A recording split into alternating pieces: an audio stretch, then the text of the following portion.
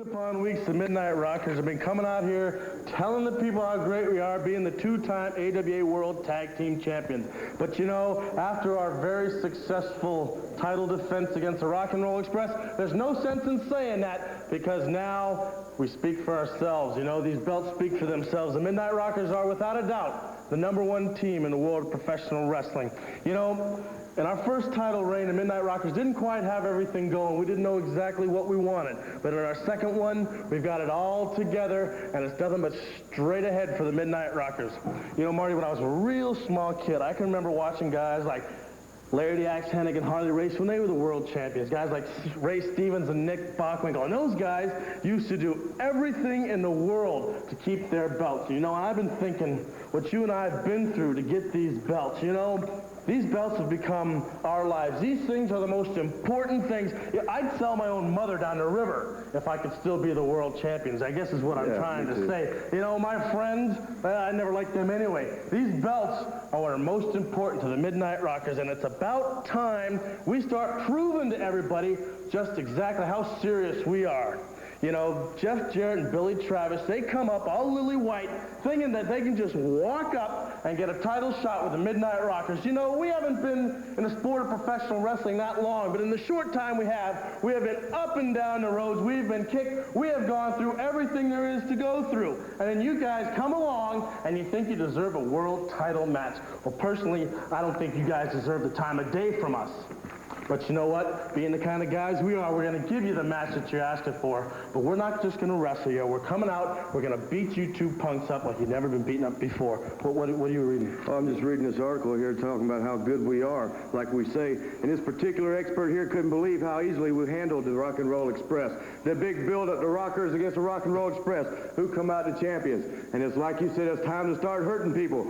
Billy Travis and Jeff Jarrett, really not that bad of kids. Not bad like these guys. When you step into the ring with us, we're not just running our mouth. This is the proof that we're bad, and you got nothing behind you. But I guarantee you, like Sean said, it's time to start hurting people so that these experts understand that we're really bad and we mean what we're talking about. So come anywhere in the arena you step in with the Midnight Rockers. Don't expect a wrestling lesson. Expect a lesson on pain. The situation with Rick Morton and Manny Fernandez kind of came to a head this week, and Lance had a chance to talk to Rick Morton about it. And here is Ricky Morton. Rick, we've got a situation that's developed here that it's very important that we understand what Manny Fernandez's place in this picture is. Now, first, you all had an AWA World Tag Title match with the Midnight Rockers. That's right, Lance. Right here, you know, Robert and myself are glad to come back to the Mid-South area, especially knowing that we had a shot at the AWA World Tag Team Title match with the Midnight Rockers. Well, during this match right here, when it was over, I was the legal man. I thought that we had won the AWA World Tag Team titles, but then the promoter comes down and says, well, there's going to be a double count out, a little confusion. But there was one thing about it that we and Robert didn't raise too much cane about, because we knew that we had another match that we could get back with the Midnight Rockers. That's true. With the world titles held up. That's right. So that you would both enter the ring with the Midnight Rockers on an equal basis this time. Yes, sir, that's right. When me and Robert was basing on that, we thought, well, we could come back, man, and we can just take these titles right away from them, because we know that we could beat the Midnight Rockers. Okay, well, you had the Midnight Rockers going, as a matter of fact, and then something happened that involved Manny Fernandez, and that's the thing I don't understand. Well, then right back again. We had the Midnight Rockers beat right in the middle of the ring, Lance, and all of a sudden, out of nowhere, here comes Manny Fernandez right down to the ring, and boom, out of the question again, made us lose the match. Okay, let's take a look at the action as it took place between the Midnight Rockers, the Rock and Roll Express, and watch what happens with Manny Fernandez. This tension was striking. Whoa! Drop Ken and Shawn Michaels. Another one on Jannetty, and Jannetty flies over to the top rope. And there you go. They're great at this. Getting the referee. What is this? Manny Fernandez. As Morton had Michaels covered, Fernandez comes off the top rope, puts a foot in his back. The referee counts 1, 2, 3. Okay, why would Manny Fernandez do that, Rick? Well, Lance, you know, he can't face the fact that when he was one half of the World Tag Team titles, that he could not beat the Rock and Roll Express. Manny Fernandez, you tried everything in the world that you could do, but you could not get rid of the Rock and Roll Express. But now, you say you're going to do it your way? Let me see it your way, Manny Fernandez. Yeah, brother, you talk about how bad the bull is. Well, I learned a long time ago, brother, if you want to hang around the big dogs, you got to get up off the porch. Because you come on and show me what you got, Manny Fernandez. What I need to do, you going to get rid of us? No way. You're in our backyard now. Boy, you get that? I show you what it's all about, Manny Fernandez, because we are the true World Tag Team Champions, and there's nothing you're going to be able to do about it. So you come on, show me Manny Fernandez.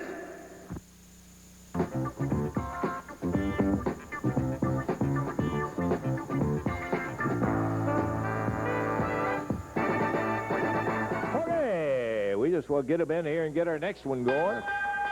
By golly, I'll tell you, we've had 2 matches already, and they've both been pretty substantial matches. Been terrific action so far today, and looks like probably no let-up in sight with these 2 gentlemen. Uh-oh. I hear the music. Yeah.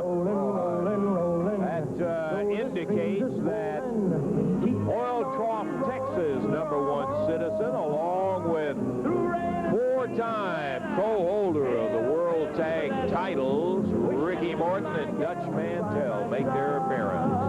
There they are for a 1-fall 10-minute time limit match. Across the way, Brian Lee out of Orlando, Florida, Scott Smith out of Nashville at a total weight of 251 pounds. And going against him at a total of 453 out of Oil Trough, Texas, Dutch Mantell. And from Nashville, Tennessee, Ricky Morton. This match 1 fall, 10-minute time limit. Jerry Calhoun falls for the bell. And tell you what, hold on with this one.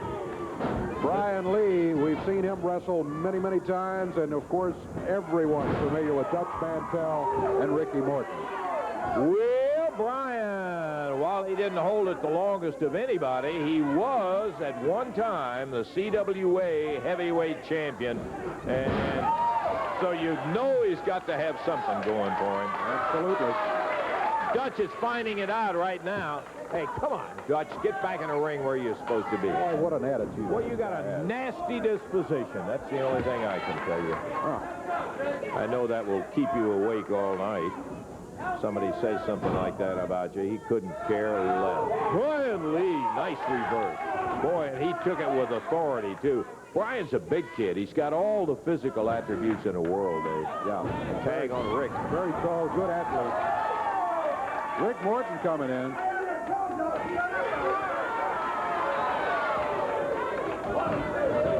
Oh, yeah. Finally, Jerry Calhoun's able to get Dutch back out to the corner, so it's Brian Lee against Ricky Morton. Big shoulder coming down from Brian, and hip toss, beautiful move. Boy, you know, Morton really has disappointed a lot of people, and I think we would be included among them. I don't know what in the world happened to Ricky's attitude. He came in here and he accepted the appointment as a referee in that match with Lawler and Mantell, and then ended up performing subpar. As they get, hey, you listen, I'm telling you just exactly what happened, Doug. Ricky popped Scott Smith, who took the tag in there. Scott nowhere near as large as Brian Lee and not as much experience either. Mantell a foot in the midsection. Morton was involved in Mantell in that, well, I was going to make a flat-out statement of that attempt to steal the unified heavyweight title as Morton counted him out with Lawler's foot on the rope. And he had already pushed it off twice before that. So there wasn't any question of saying I didn't see it. Tag back to Morton. Move to the midsection. Scott Smith having a rough day here. Morton, well, he dropped down. He's got the... oh, yeah. Mantell, it's the way the world's champion does it. Right. Stay tuned, Dutch. Yeah. Here comes Dutch Mantell back into the action. They have been able to get Scott Smith in there and keep him in there now. They're just hammering on him, trying to keep him away from the tag on Brian Lee. Brian, the more experienced of the team. Big snap suplex from the Dutchman. He drops down with an elbow. Boy, he's rougher than a cob. I'm telling you. Tag Ricky Morton. Morton, I mean, you can't take away one of the great high flyers of professional wrestling and all, but the attitude adjustment, boy, I got to tell you, he takes him over, and Scott Smith is down again. I don't know. There's been a lot of questions. The King, in a conversation I had with him, Dave, raised the question, what happened? How come he and Robert Gibson are teaming together? I mean, maybe it was this attitude thing before he ever came by here. Could have been. That's true. Know. Scott Smith out on the floor and takes a solid right from Mantell, while the referee is telling Morton to stay away from Brian Lee. Oh, yeah, you're going to help him back in. I got you, Dutch. Yeah, thanks a lot, right? Yeah. Rick Morton picking Scott Smith up and body slamming him. Not trying for the cover here, just backs him under the ropes, tags Mantell. Ooh, to the midsection, and Scott Again, Smith lumps back down again. The Dutchman keeping him back. He's got that front chancery on him. Smith And, reaching for the tag, but Dutch kept him out of that corner. Drove him away from, oh man, there's that short arm scissors, and boy, let me tell you, he killed him with that one. Absolutely. Tag on Ricky Morton. Morton comes in. He didn't even have to pick him up. He could have covered him right there. But he does a DDT on him, slams him down. 1, 2, 3, and that is it. Well, Scott Smith just not able to compete against Morton and Mantell and unable to get back. They kept him away from tagging Brian Lee. Brian started off the match very, very well against Mantell, and once Scott Smith got in there, they saw what they had, and they just kept him away from the corner, Dave. Exactly. They kept him in there, beat him up 5 minutes, 1 second to time. Dutch Mantell and Ricky Morton get a win. Yeah, they get the win, okay, and I'm sure they're proud of it. Okay, Dutch, fine. We got to take time out with his nickel's worth. So, at least it came out. Boy, this is one time I am glad to see Dutch Mantell and Ricky Morton, because I want to tell them something. Now, wait a minute. You can't tell us nothing. You may ask us something, and we may tell you something. You're not going to tell us nothing, because what you're paid to do is stand here and hold this microphone, which is exactly what you're going to do. I am the new, for the uninformed, I am the world's heavyweight champion. Now, I want to read you something. I'm going to lay this right here. Now, Dave, don't try to touch it, because I know you're jealous of it. You know, some headlines came out in a paper past week, and the national paper said, Lawler era over, Mantell, that's me, new world champ. That's what it said. And now, Louisville, it says Lawler contemplates suicide over loss to Mantell. And a Charlotte Observer said Mantell, new world champ. Lawler reportedly leaving the country. And Atlanta Constitution says, wrestling world, look out. Mantell, new world's heavyweight champion. We're also going to have a National Enquirer and People magazine going to do a feature on us. But, you know, it's funny how things... No, don't tell us. No, we don't want to hear it. You know, a lot of things are going on. See, I beat Jerry Lawler for the world's belt. And then Ricky Morton, beat Jerry Lawler, and it looks like the big king, hey, the paper was right. The era is over. The new era is here, and it's my era. Now they want some kind of a match, and we're calling it the San Quentin Showdown. You see these handcuffs right here? I see him. Lawler's going to bring that bogus, low-life, egg-sucking dog, Wendell Cooley, in the ring, and they're going to take 3 handcuffs. There's 4 guys in a match going to take 3 handcuffs in there, and they're going to put a handcuff on each rope all around the ring. And what we're going to do, we're going to handcuff Wendell Cooley first, and we're going to leave the best for last. We're going to leave the big dethroned king. We're going to whoop him like the low-life dog that he is, and then we're going to handcuff him, and that means we win the match, plus after we get our hands raised, we get 2 minutes on them while they're handcuffed. Now, Ricky, you like that idea? I sure do, Dutch. You know, Jerry Lawler come here telling all the world, baby, in his backyard, that he is the king, that he can't be beat.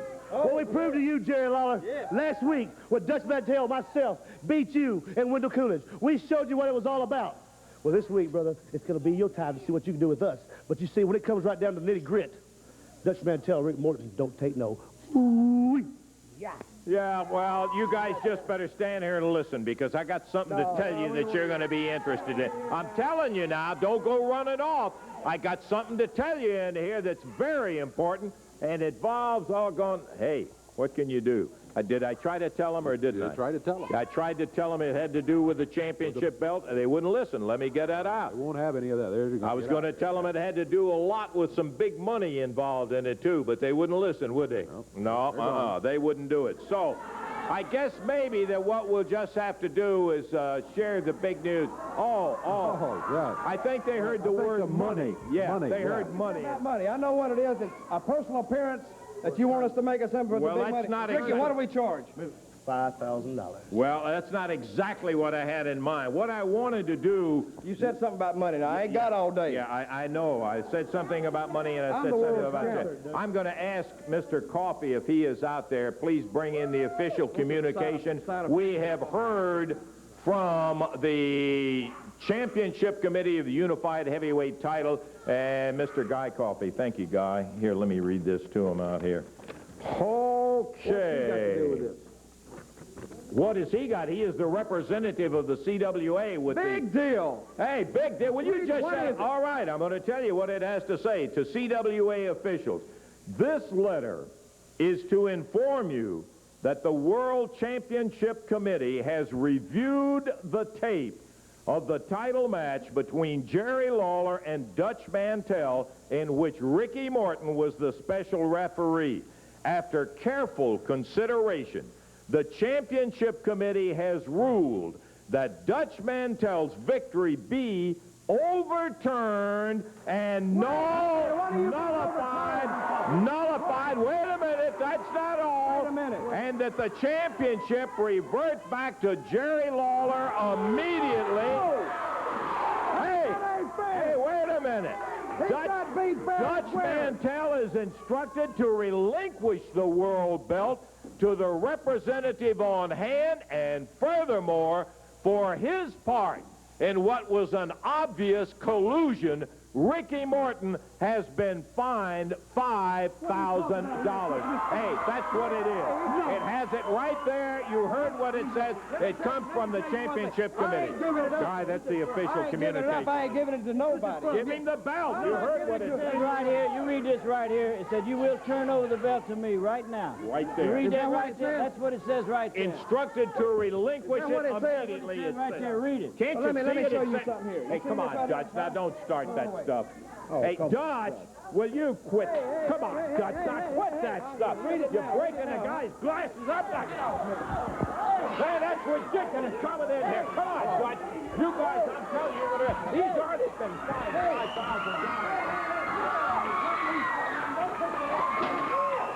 Comes out here and he broke his glasses right down here. Hey, Guy, I'm sorry about that. Well, I tell you what, we've got Rick Morton and Dutch Mantell both coming out here again. What a great sight that was to see Jerry Lawler handcuffed. He ought to be handcuffed every day, put in jail for impersonating a wrestler. But I'm upset right now. I want that Jeff there in this ring, and he's going to get in here in a few minutes, and I'm going to whoop him like he licked a gold cookie. Right, Ricky? You got that right. You know, he comes out here and slap butt Dutch Mantell. Jeff Jarrett, won't you come out here and slap me? Or are you afraid you might break your hand, brother? But what it's all about, Dave Brown, is you've seen what Dutch Mantell and Rick Morton done to Jerry Lawler and Wendell Cooley. And by the way, where is Wendell Cooley? He talking about how he done everything in the world. That's right.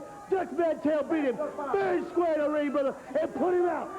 But what it boiled down to is, Jerry Lawler, it's me and you, brother, and I will prove to you that I am the best in the world today, along with Dutch Mantell. Yeah, and I'm going to prove to Jeff Jarrett not too long from now that, hey, he made a bad decision when he decided his old man talked him into getting into wrestling. Because I fought a lot of wars, but I'm going to win this one, and I'm taking him out right here on TV. And I don't want you to ever say anything slanderous about Ricky Morton again. If you do, I'm going to knock you out, Dave Brown. We'll see you in the ring in just a minute. What's the matter, Jeff Jarrett? Can't you find a building to jump off of, boy? Rick, we got a match coming up here. We'll see you in action right now against Brian Lee.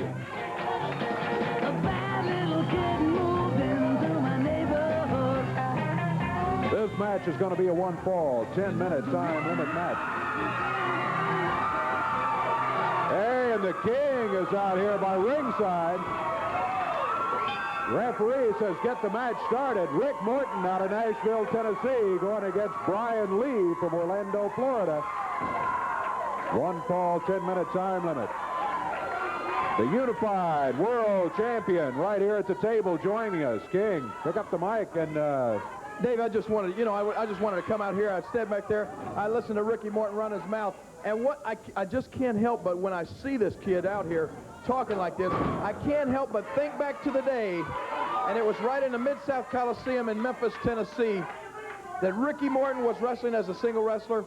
Robert Gibson was wrestling as a single wrestler. The Fabulous Ones were the hottest tag team in the country. And I looked at those guys, and they asked me, Ricky Morton himself is the one that asked me. They said, King, you've been around a while. Is there anything at all that we could do to compete with the Fabulous Ones or to get some of that kind of attention? And I said, Ricky, it's simple. I said that he had on just a little pair of short tights, a little boots, and I said, look, let's just face the fact. Today, with the element of show business that we have in wrestling, that the people want to see somebody very glamorous type of wrestlers, I just told him flat out, I said, you guys need some sort of a gimmick, something to make you a little more flamboyant, something to capture the people's imagination. And I said, let me think on it a while. I went that night, I was looking through some magazines. I picked up like a rock and roll magazine, 16 magazine, something like that. There were pictures in there. I remember Eddie Van Halen, David Lee Roth. Here these guys had the bandanas on them, the cut-up T-shirts, the long blonde hair like Ricky. I went out personally. I got a bunch of bandanas. I got some colorful tights and stuff like that. I brought them to him the following week, and I said, Ricky, here's my idea. You guys put these tights on, wrestle this team, call yourself the Rock and Roll Express. And Ricky Moore said, I can't go out there with that kind of stuff on. I can't wear that. Robert, the same way, but they did. And from that day on, I'm telling you, it caught fire. I got to give the devil his due. They went on to become probably one of the most successful tag teams that has ever wrestled in the entire sport of professional wrestling. But now what has happened? When they went to the NWA, Ricky Morton somehow got a shot. He got a title shot at Ric Flair. And like I said, I'll give the devil his due. Ricky is a great wrestler. He's a fine wrestler. And he beat, in a non-title match, he beat Ric Flair. And I think that was the undoing of the Rock and Roll Express, because from that moment on, he was obsessed with winning a world championship. I talked to Robert Gibson day before yesterday on the phone. I said, Robert, he's over in North Carolina. I said, Robert, what is wrong with Ricky? He said, King, you got me. He said, all I know is that ever since he had those title matches with Ric Flair, that all he wants to do is wrestle single matches. He's obsessed with a championship. He said, I call him for dates that promoters want the Rock and Roll Express. He says, Robert, I don't have time. I got a title match. I got to try to get a title match. So Robert is as dismayed as I am. He don't know what's wrong with Ricky Morton. I'll tell you what's wrong with him. He is obsessed. He wants to win a World Heavyweight Championship. Well, that's fine. If he wants a championship, he better go back and try to get one from Ric Flair, because he's not ever going to get this unified world title from around my waist. I can assure him of that. You just saw a tape of what he and Dutch Mantell tried to do to me. He took a bottle opener out of his tights, tried to open my head up, did open my head up, and I'm not out here to win any beauty contest, but by the same token, I'm not out here to get my head sliced up with a bottle opener. He wants to play those games. He's going to find out that the King invented some of those games, brother. Morton's got the 3 count right there on Brian Lee. Good victory for Rick Morton. You got to give it to him. Brian Lee, some very tough competition for him.